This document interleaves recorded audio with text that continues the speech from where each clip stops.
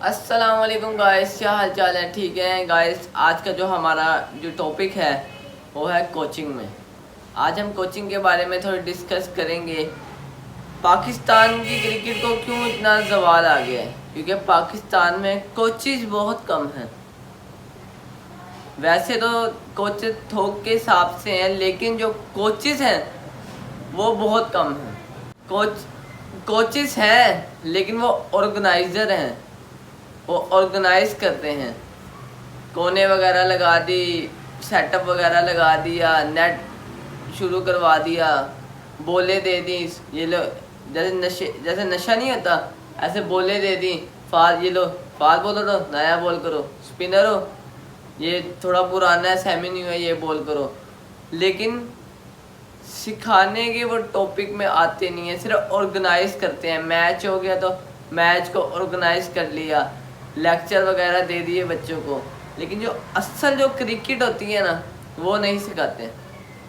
وہ ہمارے پہلے کوچ تھے، اللہ ان کو جنت نصیب کرے، سر علی ضیاء. کوچنگ ان کو پتہ تھی، وہ بچوں کو بیسک چیزیں بتاتے تھے.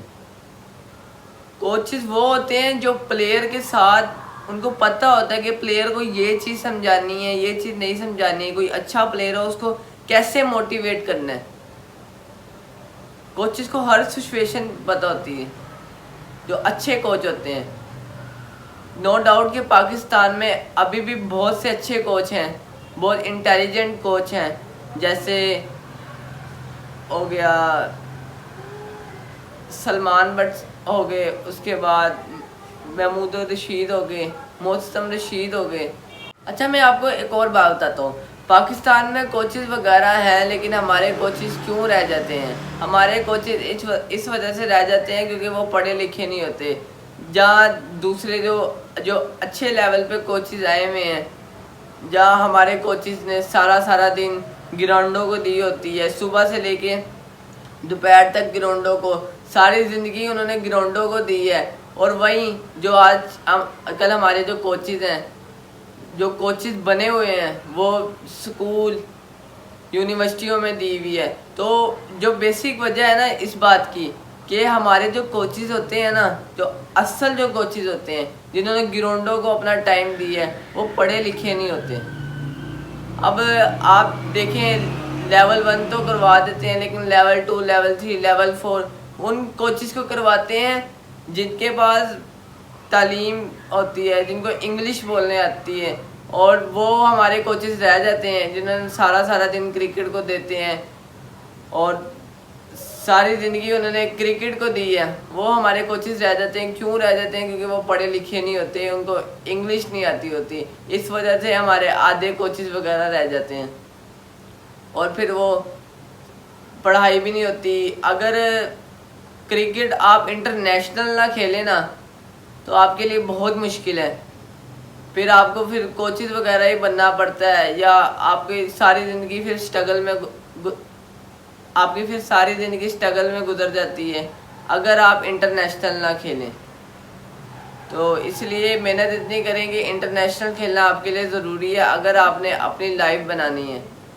میں بات کر رہا تھا کوچنگ کی، تو ہمارے کوچز ایسے رہ جاتے ہیں. اور ہمارے بیچ میں بہت اچھے بھی کوچز ہیں جو کہ رہ گئے ہیں. میں نے کافی اچھے کوچنگ دیکھے ہیں جن کو ہر پلیئر کی ویک پوائنٹ کا پتہ ہوتا ہے اور وہ اس کو بڑے ٹیکنیکل طریقے سے سمجھاتے ہیں، جیسے اس کو سمجھانا چاہیے. کیونکہ اکثر میں نے دیکھا کہ کوچز سمجھا بھی رہے ہوتے ہیں لیکن وہ ایسے سمجھا رہے ہوتے ہیں کہ پلیئر کا کانفیڈنس ڈاؤن ہو جاتا ہے، جس کی وجہ سے پلیئر 3-4 میچ اور پرفارم ہی نہیں کر سکتا. اس کا کانفیڈنس ہی ڈاؤن کر دیا جاتا ہے. پتہ ہے کہ غلطی نکال لی، لیکن جو اچھے کوچ ہوتے ہیں وہ ایسے پلیئر کو سمجھاتے ہیں کہ پلیئر کا کانفیڈنس بھی نہیں ڈاؤن ہوتا اور اس کی غلطی بھی درست ہو جاتی ہے. اور جو اچھے کوچ ہوتے ہیں ان کو یہ بھی پتہ ہوتا ہے کہ کس بولر کو کون سا بیٹسمین اچھا کھیل سکتا ہے اور کون سا بولر کس بیٹسمین کو پھنسا سکتا ہے، یہ بھی پتہ ہوتا ہے. یہ چھوٹی چیزیں ہوتی ہیں جس سے اچھے کھلاڑی بنتے ہیں. یہ چھوٹی چیزیں چیک کرنے والی ہوتی ہیں جس سے اچھے کھلاڑی بنتے ہیں. تو یہ ہمارا جو پاکستان ٹیم کا ڈاؤن فال چل رہا ہے یا ہماری پاکستانی کرکٹ کا ڈاؤن فال چل رہا ہے وہ اسی وجہ سے چل رہا ہے کہ ہمارے پاس کوچز تو بہت زیادہ ہیں لیکن کوچنگ کرنے والے نہیں ہیں، آرگنائزر ہیں ہمارے پاس۔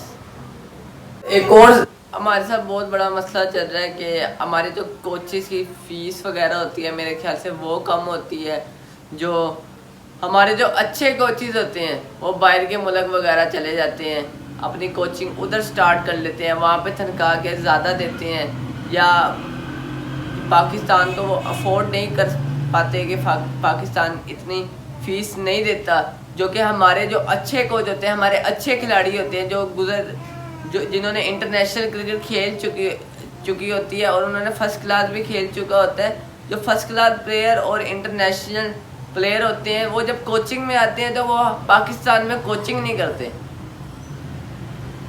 وہ باہر کے ملک چلے جاتے ہیں۔ یہ بھی ہماری کرکٹ میں بہت بڑا ہمیں نقصان ہے، کیونکہ ہمارے کوچز کو چاہیے ہمیں ٹریننگ دے، ہمیں اچھا بنائیں، جو ان کا ایکسپیرینس ہے ہمارے ساتھ شیئر کریں، لیکن وہ انگریز لے رہے ہیں ایکسپیرینس، وہ باہر کے ملک والے لے رہے ہیں۔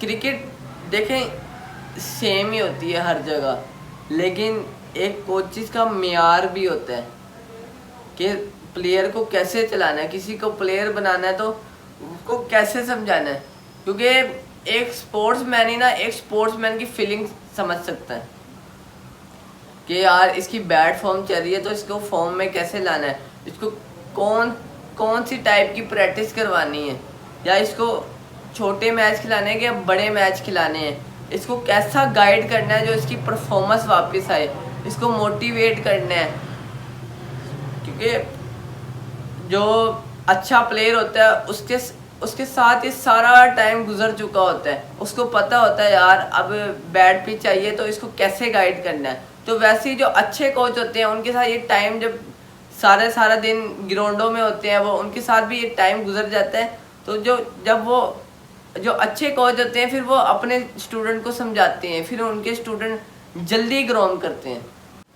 پھر ان کے اسٹوڈنٹ اچھے پلیئر بنتے ہیں دوسرے پلیئروں کے بدولت۔ اب کرکٹ میں یہ تو نہیں ہے کہ آپ کی ٹیکنیک اچھی ہوگی تو آپ پرفارم کرو گے، یہ تو بالکل نہیں ہے۔ کرکٹ میں جس کے اندر کانفیڈنس ہوگا وہ پرفارمنس دے گا۔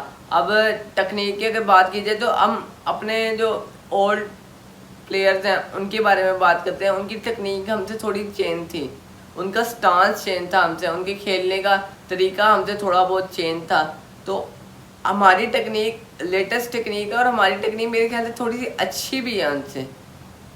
تو یہ تو نہیں کہ ہم ان کی ٹیکنیک سے کھیلیں گے تو ہم سے پرفارمنس ہوگی، یا وہ ہماری ٹیکنیک سے کھیلتے تو ان سے زیادہ پرفارمنس ہوتی، یہ بالکل نہیں ہے۔ کانفیڈنس کی بات ہوتی ہے، ایک اچھا کوچ پلیئر کو بہت کانفیڈنس دیتا ہے، اس کے حساب سے کانفیڈنس دیتا ہے کہ اس کو جتنے کانفیڈنس کی ضرورت ہوتی ہے نا، یا جتنا اس کو سمجھانے کی ضرورت ہوتی ہے اتنا سمجھاتا ہے، کیونکہ وہ سمجھتا ہوتا ہے نا، پلیئر کی فیلنگ سمجھتا ہوتا ہے، تو وہ کوچ کو پتہ ہوتا ہے کہ یار اس کو کتنا گائیڈ کرنا ہے، کتنا کانفیڈنس دینا ہے، اس کو کس طرح چلانا ہے تو یہ چلے گا، یہ اچھے میچز بھی پرفارم کرے گا۔ پاکستان میں بہت سارے کوچز پائے کے کوچز ہیں، لیکن ان کا کچھ کا نام لیتا ہوں میں آپ کے سامنے، جیسے سر علی ضیاء ہیں، ان کو اللہ تعالیٰ جنت نصیب کرے، ان کا کوئی ثانی نہیں تھا، ان کا کوئی مقابلہ نہیں تھا، ان کو ہر چیز کا پتہ تھا کرکٹ کی۔